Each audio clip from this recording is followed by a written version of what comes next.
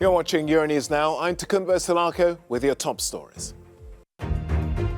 Destroy the wall that Russia is building. Ukraine's president urges Berlin to cut all its business ties with Moscow in a stinging rebuke to Germany's parliament. A search for survivors is underway after a theatre in Mariupol was reduced to rubble. Russia denies bombing the building where more than 1,000 people were sheltering.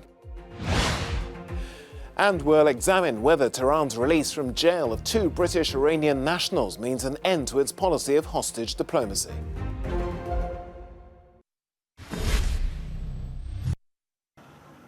Russia is building a wall through Europe. That's the message Ukrainian President Volodymyr Zelensky has been delivering to Germany's parliament today. Our reporter in Berlin, Jonah Kalgren, joins us now from the Bundestag. Jonah, tell us more about what Volodymyr Zelensky has had to say to MPs. Well, if you were expecting him to come here or speak to the parliament here via video link and, express his gratitude and say thank you so very much and then kind of leave it at that, then you were wrong. He was quite critical of Germany in this speech, critical of the way Germany acted before the war. He said Germany built this wall, or at least helped building this wall that is going through Europe by continuing to have financial interests in Russia, by continuing projects like the Nord Stream 2 project, and by continuing this close connection with Vladimir Putin. And then he was critical of the way that Germany has acted after the war. He said Germany can't see over this wall. You don't see us. You don't see what happens in Ukraine at the moment. And he said Germany needs to change now. He thanked Germany for the help that they have given the country so far, financial help, arms and so on. But he was quite clear in saying it's not enough at all at the moment. And he was implying that Germany needs to go further together with the EU, more arms shipments, more sanctions, really cutting the flow of gas and oil into Germany and other EU countries. And he finished it off by once again touching on Germany's history, saying Berlin had a chance to have an airlift during the blockade of Berlin. We don't get anything like that in Ukraine at the moment. Well, it will be interesting to see what the ripple effects are of that stirring speech he gave to the Bundestag. But let's talk a bit, Jonah, if we can, about Germany's response to the refugee crisis. We've seen pictures we've been covering here over the last 24 hours. Tell us more about Germany's programme and how it plans to welcome itself up to refugees. Well, there's about 10 or 15,000 Ukrainians arriving here in Berlin every day. There's an immense flow and most of them come here. Some then continue to other parts of Germany or in other parts of Europe, but many of them are staying here. And this is becoming a problem for the city of Berlin. They're saying they're not getting enough support from the rest of Germany to take care of these refugees that are here. There are now talk of building tent cities, the places where refugees lived during the 2015 Syrian migration crisis are being opened up again, schools, gym halls and so on. So it is becoming a bit of a situation here, but Germany and at least the city of Berlin also say that they will do everything they can to support these people that are coming. And you're seeing that from the people here. One woman today who's living in a 2-bedroom flat. She has 8 people living with her and 2 dogs, and that's not uncommon. So the people here of Germany seem very, very keen on helping these Ukrainians in every way that they can. Jonah Kalgren reporting for us there from the Bundestag on Germany's response to the Ukraine crisis. Thank you. Russian shelling continues as efforts to negotiate an end to the fighting go on. A 35-hour curfew in Kiev ends Thursday morning. During that period, several apartments were hit on the outskirts of the capital.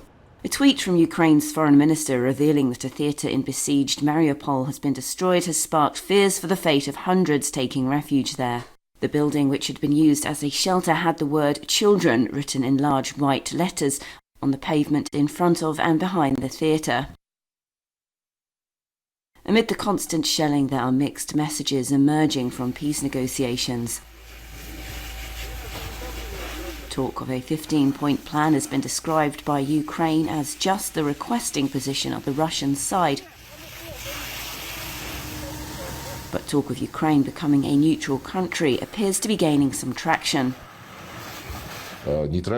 Neutral status is now being seriously discussed along, of course, with security guarantees. That's exactly what President Putin said at one of these news conferences in February. Any possible options, any generally accepted security guarantees for Ukraine and all countries, including Russia, except for the expansion of NATO. Negotiations are ongoing, negotiations for the sake of Ukraine. My priorities in the negotiations are absolutely clear. The end of the war, security guarantees, sovereignty, restoration of territorial integrity. Prospects for a diplomatic breakthrough remain uncertain given the gulf between Ukraine's demand for the invading forces to withdraw completely and Russia's suspected aim for replacing Kiev's westward-looking government with a pro-Moscow regime.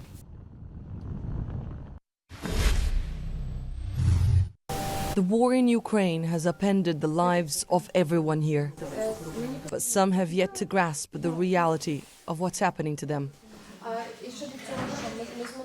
At the Pavlov psychiatric hospital, over 1,000 patients wait for the war to stop.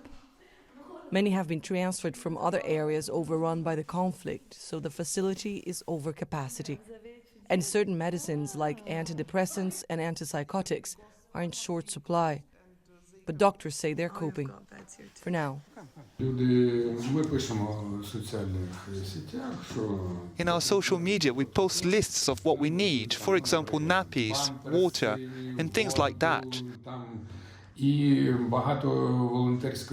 And a lot of proactive volunteer organizations help us, like restaurants, send food even without asking. Someone sends us bread, a car filled with apples. Many of the staff members have moved to the hospital with their families so they can stay with their patients 24/7. Volunteers have also poured in. With my colleague, we raised like 100 people, and today we, the hairs is grow up. We clean something, and this is for me is also kind of pray now for Ukraine. I remember Saint Francis, who washed people, eat to people. It's now I try to pray every part of my body. The director of the facility is also praying for the past not to repeat itself. Under the sound of air raid sirens, he shows us the grounds of the medical facility where, during the Nazi occupation of Ukraine, hundreds of patients were murdered by German soldiers. Some executed, others gassed in hospital rooms. We spend so much time analyzing the First World War, the Second World War. So many moral and ethic messages.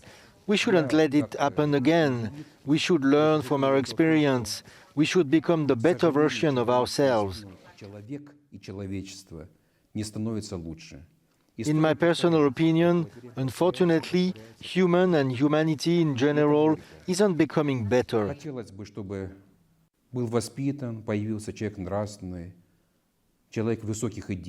History is repeating again and again and again, and it's very bitter.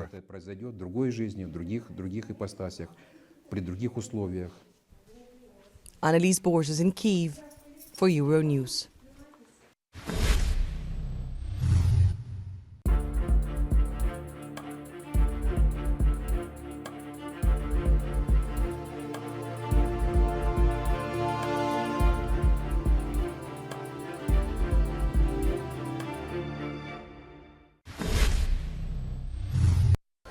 The UN's highest court, the International Court of Justice, has ordered Russia to stop its invasion of Ukraine after ruling it had no grounds for launching its invasion. You can read more about that decision on our website, euronews.com. Time for us to take a break. We'll be back in a few moments.